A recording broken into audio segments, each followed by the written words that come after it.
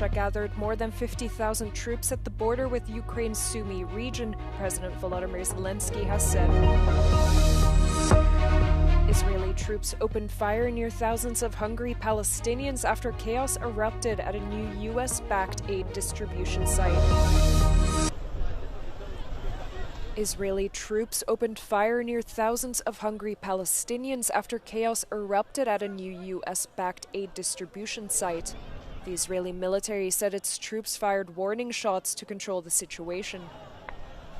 A security source told local media that despite pushing for the control of humanitarian aid, the Israeli military was not properly prepared to do so. Palestinians have become desperate for food after an 11-week siege by Israel and a continuing humanitarian aid blockade pushed Gaza to the brink of famine. After almost 3 months, Israel agreed to allow a trickle of aid into the Strip, which humanitarian organizations have criticized as not enough. The aid hub outside of Rafah had been opened the day before by the Gaza Humanitarian Foundation. They assumed responsibility for managing aid from other international organizations such as the United Nations, who have highly criticized the program. Prior to its launch, the leader of the foundation unexpectedly resigned. He said it had become clear that the organization would not adhere to the humanitarian principles of humanity, neutrality, impartiality, and independence. Russia has gathered more than 50,000 troops at the border with Ukraine's northeastern Sumy region. That is according to President Volodymyr Zelensky. The Ukrainian leader claims Moscow wants to create a buffer zone of about 10 kilometers deep into Ukraine. Last week, Russian President Vladimir Putin announced a buffer zone would be established along the Kursk, Belgorod and Bryansk regions. Moscow has intensified its military efforts towards the Sumy region in the past few weeks. Ukraine confirmed that Russia captured 4 villages in the region recently. The Ukrainian military also warned that Russia may be preparing new attacks on Kharkiv as Moscow gathered its troops close to the border with the region. EU member states have grilled Hungary over the gay pride ban and the rule of law situation at the Article 7 hearing in Brussels. Hungary has lately banned the gay pride and plans to put more pressure on foreign-funded NGOs and media.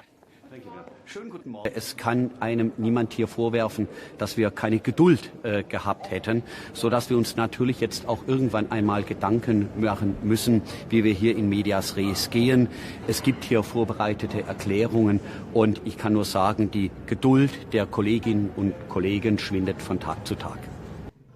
The Article 7 process against Hungary started in 2018 because of rule of law worries, and ultimately the EU could strip Hungary's voting rights away at the end of the process.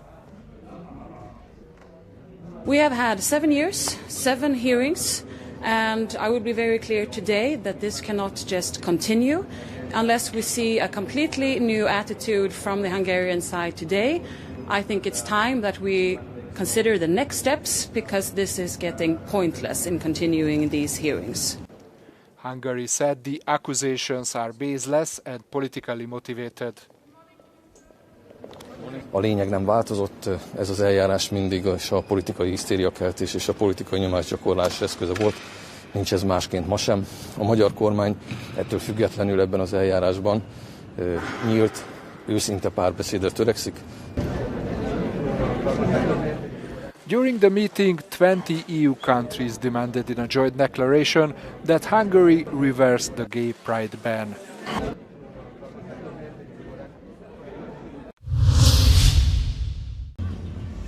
This is a historic but also deeply painful moment for France.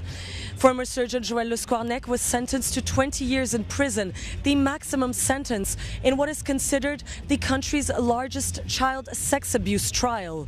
He's been dubbed the devil in a white coat, a predator that used his medical authority to rape or sexually assault 299 minors over the course of 25 years. Most of them were hospital patients, sedated, unconscious, and the average age was just 11 years old. Le Squarnec is already serving a 15-year sentence for earlier convictions and sex crimes.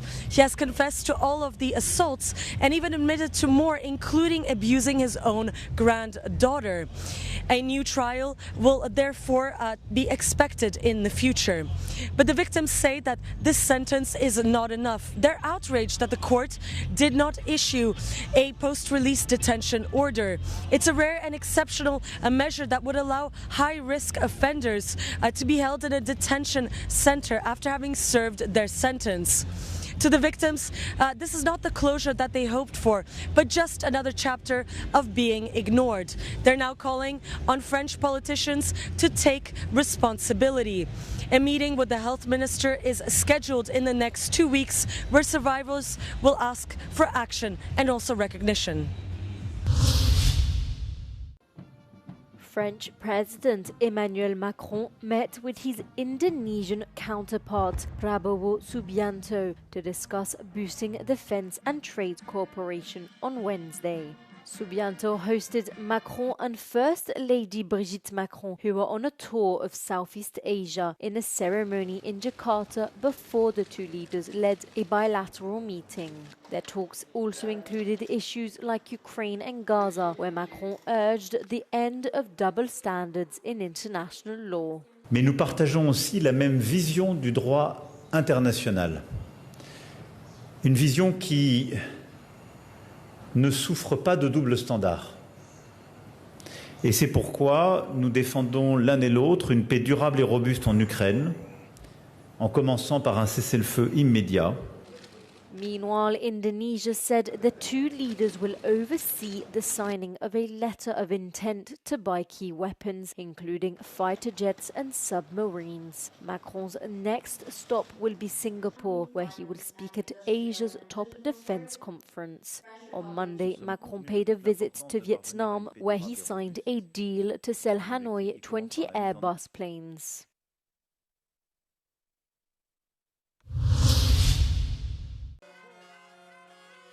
Ongoing European investigations into the way the Greek Payment Authority of Common Agricultural Policy Aid Schemes, or OPEC-Pay, operates are changing how European funds are distributed to farmers in Greece.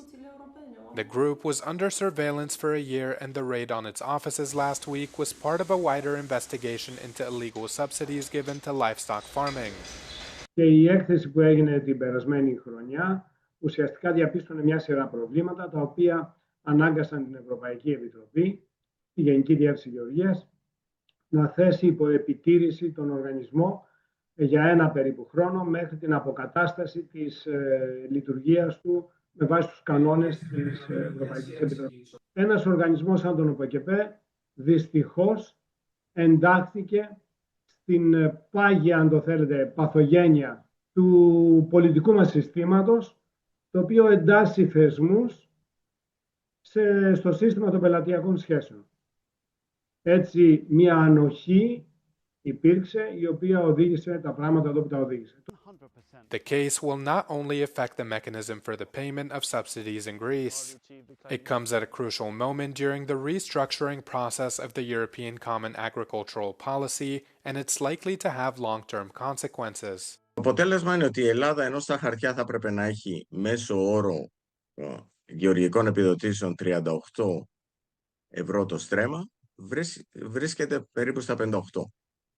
Και δίνει την αίσθηση μιας χώρας που παίρνει πολύ μεγάλο ποσοστό επιδοτήσεων ανά έκταση, τη στιγμή που γίνεται σε όλη την υπόλοιπη Ευρωπαϊκή Ένωση μια μεγάλη συζήτηση για το πώς θα εξομοιώσεις αυτού του είδους επιδοτήσεις.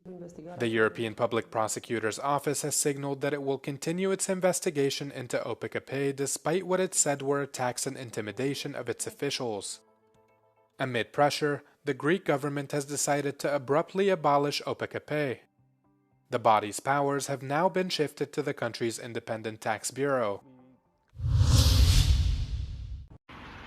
Search efforts continue for 6 missing people following a deadly blast at a chemical plant which killed 5 on Tuesday in eastern China, according to local authorities. The blast, which left 19 people injured, happened in a plant which produces pesticides and chemicals in the city of Weifang in Shandong province. Local residents up to 3 kilometers away reported having their windows blown out by the blast. The cause of the explosion remains unknown. Last year, at least 800 safety hazards were identified at the chemical plant in 2024, but officials said they had all been rectified.